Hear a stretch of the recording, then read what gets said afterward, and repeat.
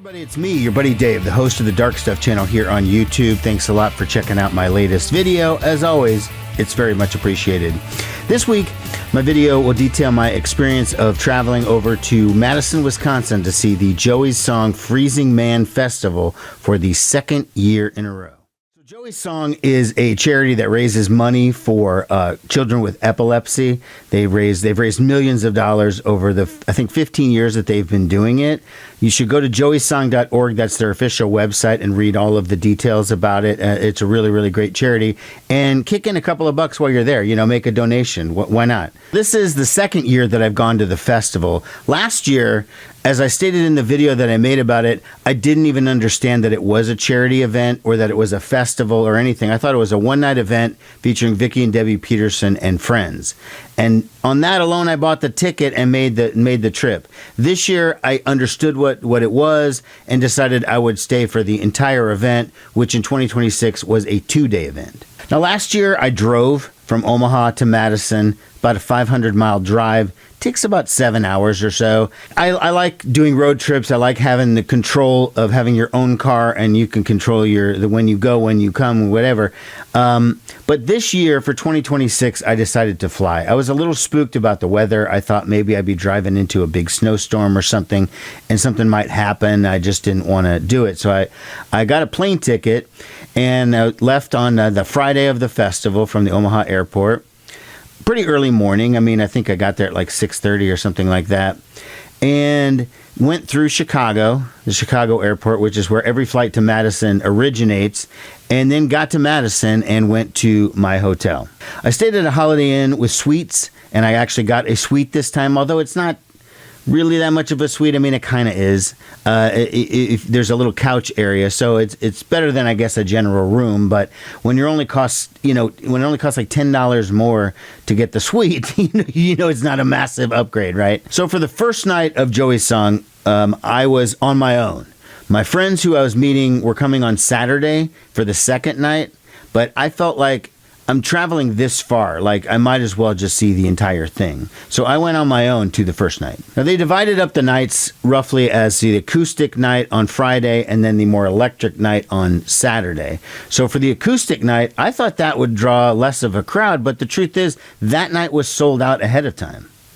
Okay, so that was much more sought after event than I had sort of thought. And when I walked in, I saw that there were seats on the floor. And I was like, whoa, what is going on? The Sylvie's a great venue, holds maybe 2,000 people. And, it's a cool spot, but I'd never thought of sitting down. I talked to a security guy or two and asked if it was going to be like that for the next night. And they said, no, it's just for the acoustic night. And it turns out that was actually better. Because I was on my own, I could just there's always like a straggler seat, right? So I was right in the front and sitting on the edge, so it was right, second row technically, but I could see the entire thing. It was right close. But if I had been with a group of people, maybe we couldn't have gotten seats that close. So that was a nice bonus. I had a place to put my coat. I could keep my shit there. I became friendly with some of the people around me who would watch my stuff if I went and, got a drink or something. So that part was cool. I saw such a great Todd Rundgren song, a beautiful song, and Something Anything album. Todd had so many great charts. We're so excited to be here. So the event kicked off with Matt Pinfield, who you might know from MTV in the 90s. He used to host 120 Minutes and was a general VJ, I think. And he's been a DJ and other things since then, but he was the MC of the show. And he would come out before bands, in between bands, whatever, and tell stories or, talk about just various records that the artist had been in. And he also told the story about how he was a stroke survivor, and he had a stroke about a year ago. It was pretty bad, and he was in a coma for a couple of months. He had to relearn how to walk and how to talk. And so, considering it's been less than a year, he was in pretty good shape. I mean, he did have a little cane, but his speech was perfect and whatever. So glad to hear that happen.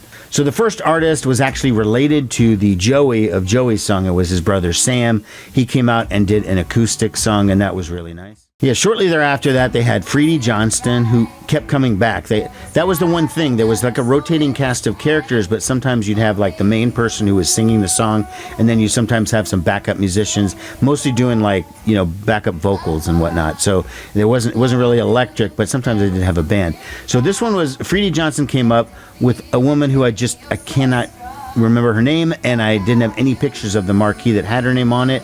So apologies, I forget. And John Cowsill from the Cowsills, who's married to Vicki Peterson of the Bangles.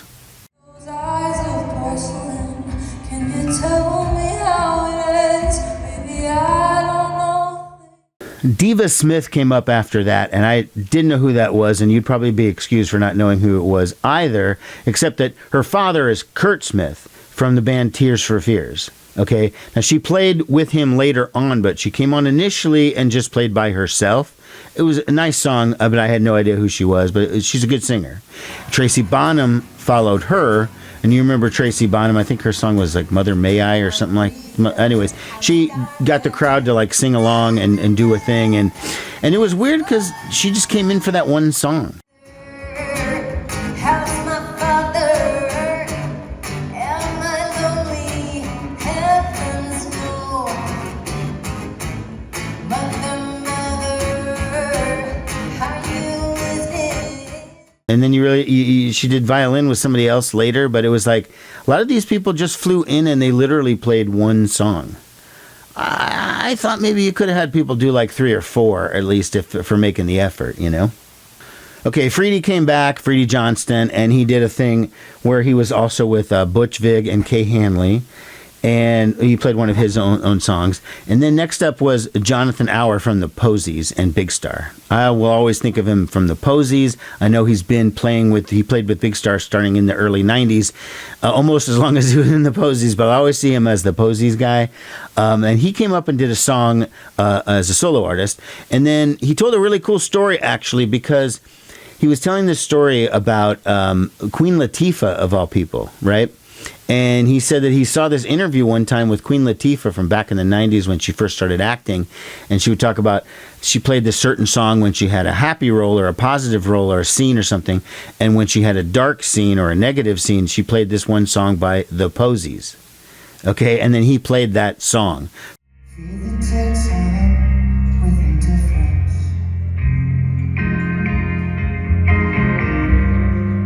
Watch the twilight start the sun. He played a song, then Tara Lightfoot came on and did a song, and even though she's Canadian and has the name Lightfoot, apparently she's not related to Gordon Lightfoot. It's a totally different Lightfoot. But she played a song. So Jody Stevens, the OG drummer from Big Star, came up and they played the song 13 from Big Star. That was really cool.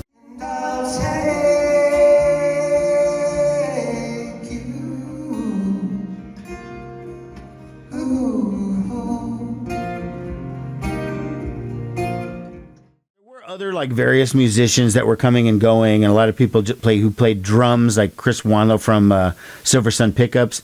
He just played drum. He was backup drumming for people. So that part was cool. You didn't always know who was on stage. That was one frustrating aspect that I didn't always know. There was a sign that they would put up behind the artist, but they took it down pretty quickly. So after Big Star came this guy who I had no idea who he was. It was Miguel Cervantes. And apparently he played Alexander Hamilton in Hamilton on Broadway and in Chicago.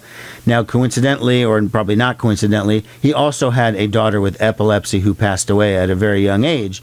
So he came up there and he was doing songs from Hamilton. I'm maybe the one person in America who's never seen it. And I don't really have any desire to, not because I don't care about American history, but because I don't like musicals. But he did his thing and people liked it. And so that part was cool. But, it wasn't lost on me that he was a big deal because he was a Broadway star and everything, and he did that kind of show. But,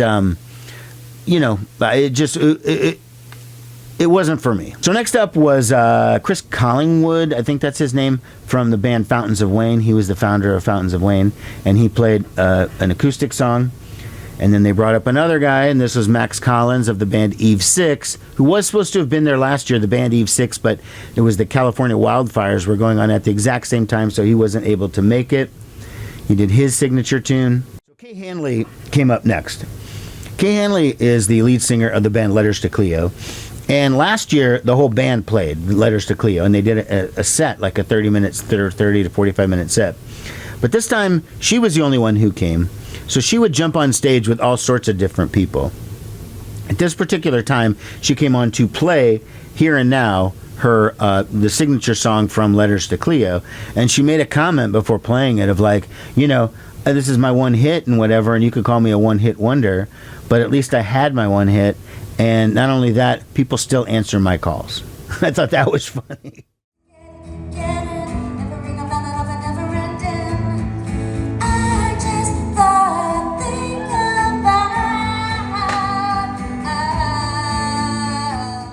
So last year, my going to Joey's song was almost entirely because of the Bangles. This time, the Bangles were still there, or at least a Bangle, and that is Vicki Peterson. It was the weekend of her 68th birthday, so that's cool that she spent her birthday in freezing Wisconsin when she could have been in California. But she came up and did He's Got a Secret by the Bangles. I think she did one or two other. I'm blanking on what other songs.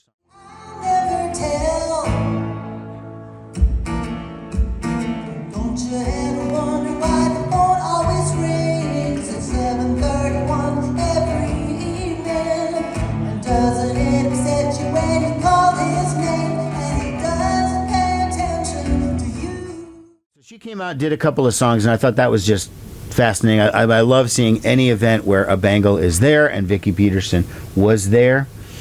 Now, she stayed on stage, and then we had Jane Weedland come on. And Jane Weedland, because the night was not just acoustic, it was like songwriter and then telling stories. So she started telling the story about how she wrote the song This Town by the Go-Go's, and that it was based sort of after hearing the song Celluloid Heroes by the Kinks. A dreamer, everybody's a star. My lyric was, no, we're all whores. We're all dreamers. We're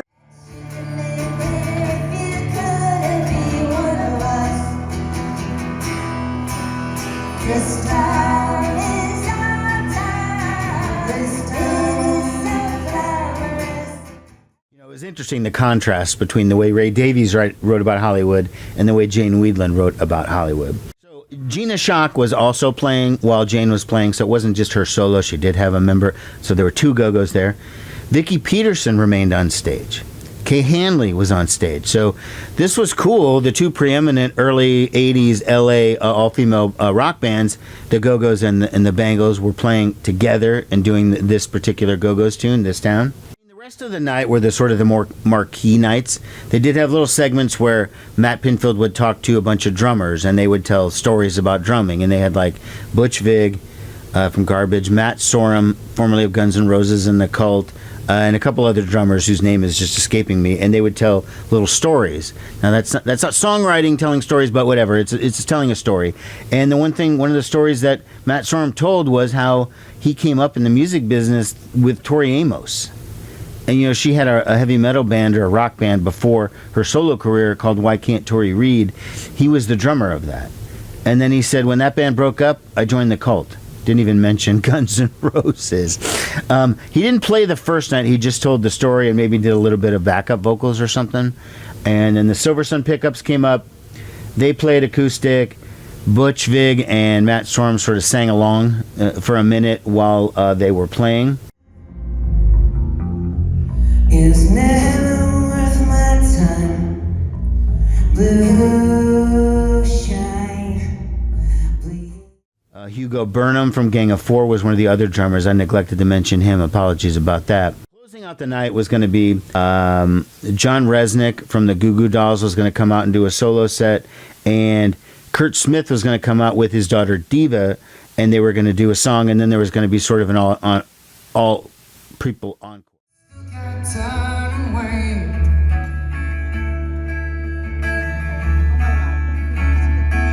Cause all the dreams you never thought thought you'd lose, tossed along the way. Johnny Resnick. I'm not a Goo Goo Dolls fan, so to be honest, it was lost on me. Although I will say I posted the photo I took of him up on Facebook, and it did get a lot of responses from strangers, people I had no idea who they were. They just love that Johnny Resnick, right? Then Kurt and Diva Smith. Races, going nowhere, going nowhere, and their tears are filling up their glasses. Now, I'm a Tears for Fears fan. I'm not like a crazy fan. I mean, who doesn't love Sowing the Seeds of Love and Everybody Wants to Rule the World and all their great songs? Well, the first night, Kurt and Diva did Mad World. I think that was the first hit from Tears for Fears. It was pretty haunting. It was really, really good. And then the All-Star Encore.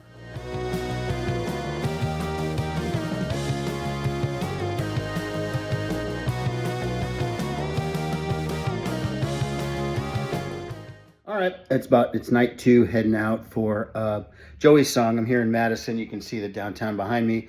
I'm going down to the lobby to meet my friends who have just gotten here, and we're going to grab some dinner and then hit night 2 of Joey's song. Talk to you later. So for the second night, I finally met up with my friends. They came into Madison, and we went to dinner together, and then went over to the show. And this was fun. This is becoming our new annual tradition, you know. They're just a pinch late, but just in time to see John Calso up on stage for the first night of the Electric Night. And the first song he did was Hungry Heart from Bruce Springsteen.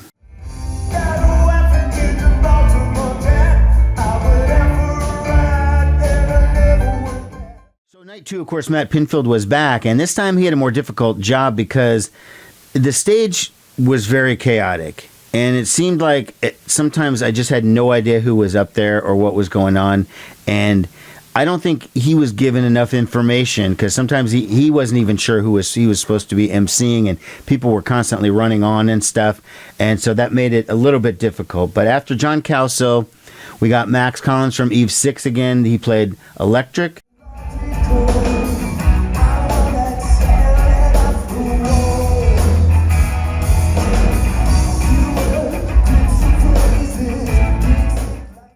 After Max Collins from Eve 6 played, then there's a bunch of other people, and I'm just not sure. I know Sierra Swan was one of them, but I didn't really recognize everybody else. I was just very confused. I wasn't sure who was up there. But then Big Star came back for the night 2, this time with the full band. So Jody played the drums, and then Jonathan Auer played up front, and they did September Girls, which last year the Bangles played because they covered it, but this is Big Star doing it, so I mean it makes more sense why they played it.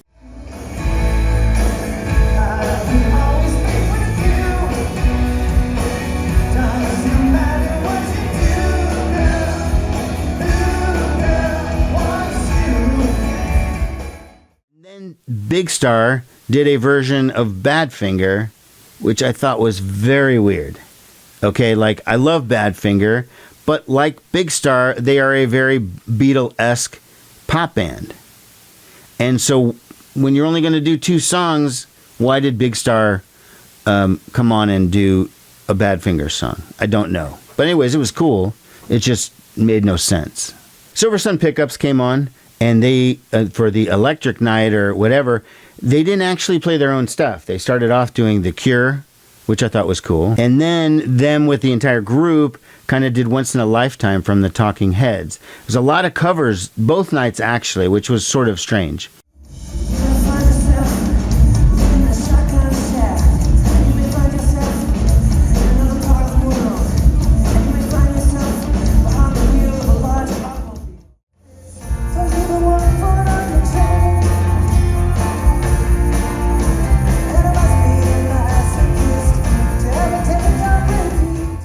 Okay, Vicki Peterson from the Bangles came back on, and this time she played James by the Bangles. Great song.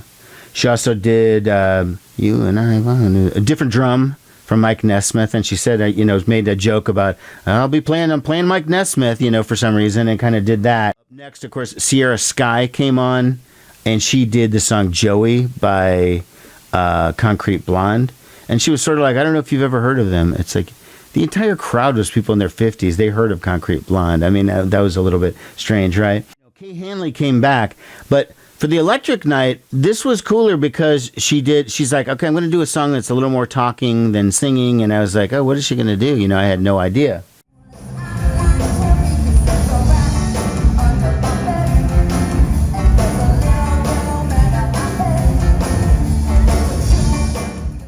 I wish she could have been on longer and seen, had more of a set. She had one song the night before. She had one song this night. She was on stage a lot with a lot of different people. But, again, I would have wanted more sets. Like, okay, Kay Hanley's going to come up. She's going to do 3 songs. And then I know who it is. Next it's Sierra Swan, or next it's Vicki Peterson. But it was just sort of a lot of people walking around on stage. And even though I knew most of them, I still was kind of confused as to what was going on. The aforementioned Charlie Barnes came on, the comedian, and he came on. He wasn't there the first night, but he was there the second night, and he was pretty funny. Now, I want to take this time to point out a couple of things. So, this was a Saturday night in Madison, Wisconsin, and 2 things had happened at the same time. So, the Packers were playing in a playoff game against the Chicago Bears. That might have been a deterrent and maybe kept a few people away, but they did have huge TVs back behind the bar, and TVs above the restroom, men's and women's, so you could definitely keep in touch with the score. And Charlie referenced the game. The other event that happened that I found out while we were at dinner is Bob Weir from the Grateful Dead died. Now, Madison, Wisconsin is a huge hippie town, Grateful Dead town, and I felt once word got out, that was going to bum a lot of people out, and they never even mentioned it at the show, which I was kind of surprised. I didn't know if they did that on purpose or just nobody thought it was appropriate or needed to be mentioned. But those 2 things happening on the same night in Madison was strange.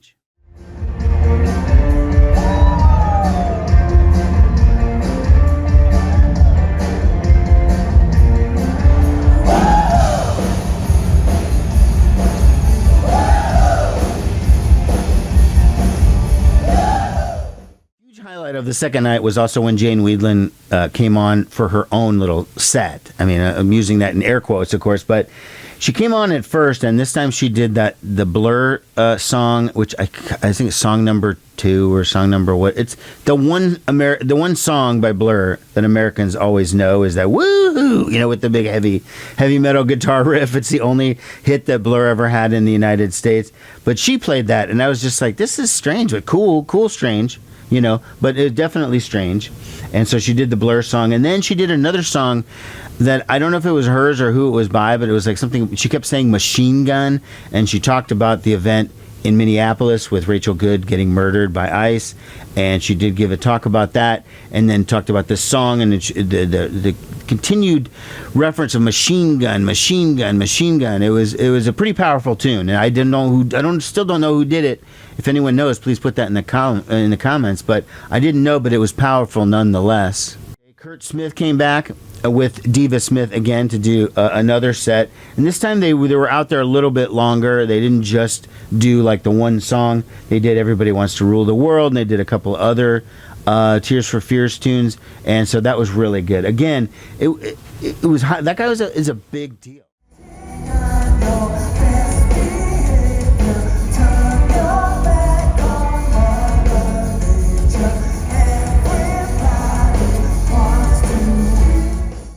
Definite highlight. I think if you asked anyone who went there, I think Kurt and Diva Smith was an absolute highlight. Johnny Resnick returned, more Goo Goo Dolls, and the same feeling that I had as the night before. Like, he's fine, okay? He doesn't bother me or anything, but it's just like I've never liked the Goo Goo Dolls. I saw them twice opening for the Replacements in 1991. I don't know. I just don't like them. But the crowd 100% did. I was in the minority on that one. He also did Tom Petty.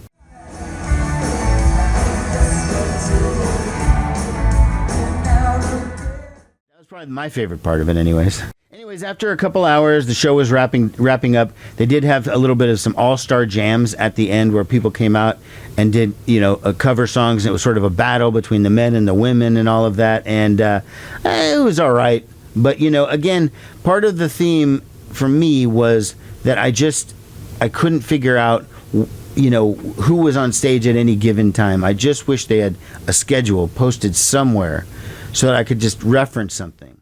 When the show ended, my friends and I went back to our hotel, and that was pretty much the end of the night. Getting back home was a little bit more of a pain in the ass than I had assumed. You know, I flew because I thought that'd be easier than driving and certainly take up less time. But what I found out was that was not true. Now, returning the car, I rented a car from Hertz. They're the worst in Madison. Just never deal with them again. I dropped the car off. I went up to the my gate to get on my flight to Chicago, and Matt Pinfield was on my flight. So I saw Matt at the gate as he was checking in, and so of course I bum rushed up over there and said, "Hey, you know, you were great at the show. I was at Joey's song, you know, whatever," and he thanked me for being there, and then he went on the plane. Now, lo and behold, I was only seated one row behind him and to the left. He was to my right. But I didn't want to bother him on the plane. I mean, I you don't bother celebrities and stuff, even you know, small time celebrities. So I was going to leave him alone, but I did come up and ask him one question, and I was just like, "Who is this guy in this picture?" Because I didn't recognize him, and he said that was Stacy from American Hi-Fi. So at least I did, you know, get some information out of him, and I wanted to take a selfie with him so I could show you guys. But you know, when we got off the plane, he went straight to the men's room and stuff, and so I wasn't going to stalk him outside of the men's room and, you know, be a dick about it or whatever. So that was that. He said he was doing it next year, so I guess I'll see him next year. And then I had to sit inside O'Hare Airport for 5 fucking hours, okay? Because my flight was delayed like over 2.5 hours, and when it finally got there, like super late, I was supposed to get in at 5 o'clock, and I was going to be hanging out with my friend, and then I didn't get in until 8:30, and so I couldn't hang out, and my friend had to leave town and stuff. That was kind of a bummer. Eventually got home. Everything was great. Now we're here wrapping up the video. So I guess I would conclude this video by saying that I did really enjoy Joey's song. Again, going for my second time, probably going back next year. My only bit of advice was keep Matt Pinfield as MC because he's very knowledgeable and he's a recognizable guy. But I would just say give him a little bit more to work with, you know, and give him some screens on the side of like who's actually playing next or some type of schedule, because it was just absolute chaos. I mean, there were once in a lifetime things that you're never going to see again. You're never going to see the Silversun Pickups and Jane Weedland and Vicky Peterson and all these people playing on stage at the same time. You're never going to get that. But if you don't know exactly who you're watching, I mean, I'm pretty knowledgeable about this stuff, and there were plenty of times where I was like, who the fuck is up there, you know? It was just very, very hard, and flashing their name on the screen once is not good enough. You should do something on the side or have a schedule on the side. I'm just saying, as a fan who liked the festival and had a good time, that is my only suggestion. Just please do that for next year so people have some idea of what the fuck is going on. You did get a lot more celebrities going, you know, a lot more artists and a lot more combinations, and certainly you're not going to be seeing the guy from Hamilton, people from the Go-Go's, 2 members of the Go-Go's, Butch Vig, a guy from Guns N' Roses, I mean, all these different people, and Matt Pinfield from MTV in that other format. But you got to do something for the people in the crowd because it gets very, very confusing. Okay, I hope this video made sense and you thought it would, you know, because I really did have a good time. But I'm just a little bit of constructive stuff that I would like to have happen next year because I do intend on going. That will be number 3. And again, go to joeyssong.org and kick in a few shekels. Donate some money. Thanks a lot, everybody. Take care.